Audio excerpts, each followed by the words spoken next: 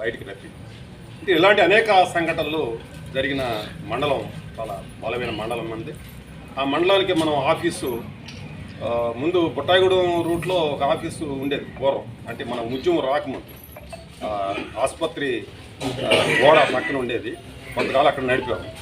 అది దాని తర్వాత ఏంటంటే అక్కడ ఆ గోడలు అన్నీ కట్టిన తర్వాత రోడ్డు వెడల్పు చేసిన తర్వాత మళ్ళీ ఈ స్లోప్లోకి వచ్చాం, ఈ ఒడ్డుకి వచ్చిన తర్వాత మనం చాలా ఇబ్బందిగా ఉంది. ఇది ఇప్పుడు ఇదేమో వెడల్పు అయిన తర్వాత ఇప్పుడు ఇక్కడ ఉండటానికి వీల్లేదు. మన వాళ్ళు అది మేము ఎప్పటి నుంచో ఉంటున్నాం కాబట్టి కరెంటు పన్ను కూడా కడుతున్నాం, అందుకు మాకు డబ్బులు నష్టపరిహారం ఇవ్వాలి, మిగిలిన అందరికీ ఇస్తున్నారు కదా ఈ కోట్ల కాడికి మాకు ఇవ్వాలంటే డబ్బులు కూడా శాంక్షన్ చేస్తామని కూడా వచ్చింది. అది కూడా కాగితం మనకు వచ్చింది. దాదాపు 2 లక్షల పైన మీకు నష్టపరిహారం ఇస్తుంది.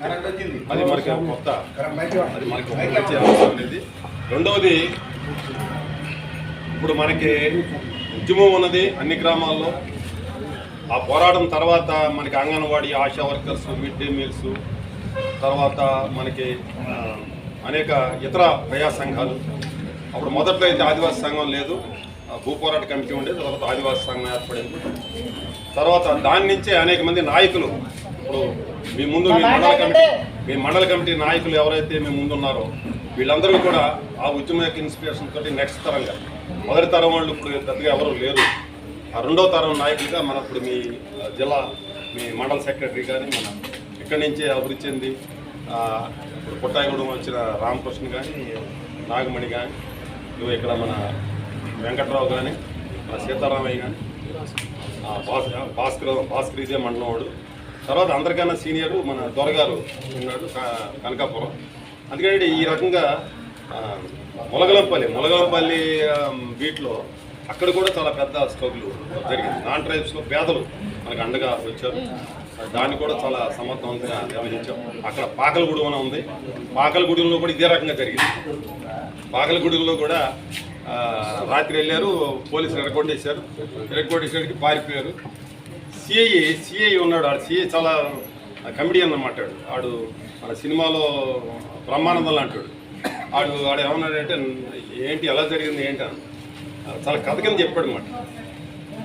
మా డిఎస్పీ కూడా ఉన్నాడు సార్, నా కొడుకు ఆడు బాగా డబ్బులు తింటాడు, తినమరిగాడు, అది ఏమన్నాడంటే వెళ్ళి అరెస్ట్ చేయండి రా పాకలగూడెం వెళ్ళినా అన్నాడు.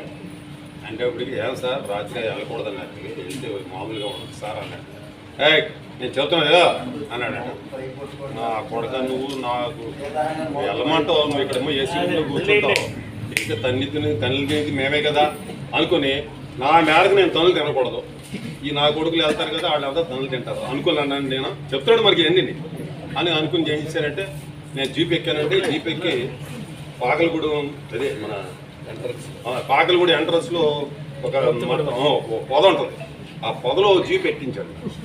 పెట్టి అలా కూర్చున్నాడు. ఒరేయ్ వెళ్ళండిరా వెళ్ళి యాక్షన్ అన్నాడు. వీళ్ళందరూ పాపం పద్ధతి ప్రకారంగా ఊర్లోకి వెళ్ళిపోయారు. అక్కడ తెలుసు కదా మీకు, కనకాపురం సెంటర్ నుంచి 2 కిలోమీటర్ల దూరం ఉంటుంది, మధ్యలో ఎవరో ఉంటారు. వెళ్ళి అన్నారు, అరెస్ట్ అన్నాడు. మన కూడా అందరూ డబ్బా పోలు వేసారు, మన ఏట కుక్కలు వేసి మొత్తం కరిచేస్తున్నాయి, మొత్తం బాగా మొత్తం ఎకాకలు అయిపోయింది అనమాట. వాళ్ళు అక్కడి నుంచే పరిగెత్తిపోయి కనకాపురం పైకి ఎత్తుకొచ్చేసారు. దొరికినట్టు కొట్టేశారు. కొట్టిన తర్వాత వీళ్ళంతా ఈ దృశ్యం ఈ డొంకలో కూర్చుని చూస్తున్నాను బట్టి నవ్వుకుంటాడు. ఎవడో సిఐ అసలు వీళ్ళందరికీ టీం లీడర్ వాడు. ఆ తర్వాత అన్నాడు ఫోన్ చేసి, ఎలా అంత యాక్షన్ అయిపోయిందా అన్నాడు. అయిపోయింది సార్ అన్నాడు. అందుకు వచ్చేసాడు. నా కొడుకు ఆడు చేపట్టు నాకు వెళ్ళేటప్పుడు అనుకున్నాడంట, వెళ్తారు కదా వెళ్ళండి బాగానే అవుతుంది మీకు అనుకున్నాడంట.